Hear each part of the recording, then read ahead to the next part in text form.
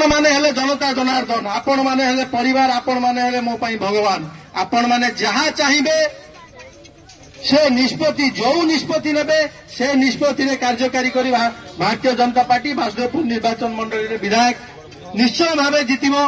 समय बहुत स्वल्प अच्छी, मु अधिक किछि कहबी नहीं। आपण को जोड़ हस्त मुंडिया मारी मु कहूची, आपण माने जून 1 तारिख दिन 2टी पद्म चिन्ह रे भोट देबे। आपण पई 2टी ईवीएम मेसिन थिबो, आगु गोटे थिला, एथर 2टी ईवीएम मेसिन रहइबो। प्रथम भोट आपण सांसद प्रार्थी अभिमन्यु भाई की देबे पद्म चिन्ह रे, द्वितीय भोट आपण पद्म चिन्ह रे देबे आपणकर विधानसभा प्रार्थी को। एति कही मोर वक्तव्य शेष करछि। वंदे उत्कल जननी।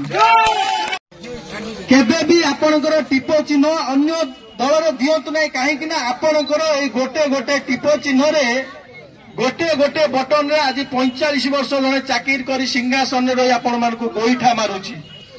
आज समय आसीछि आमे टिप चिन्ह बदलाई देबा।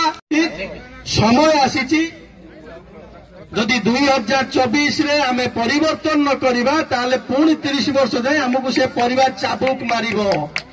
आमे से चाबुक मार खाइबा ना परिवर्तन करी एठी पद्म फुटेबा, नियुक्ति करिबा।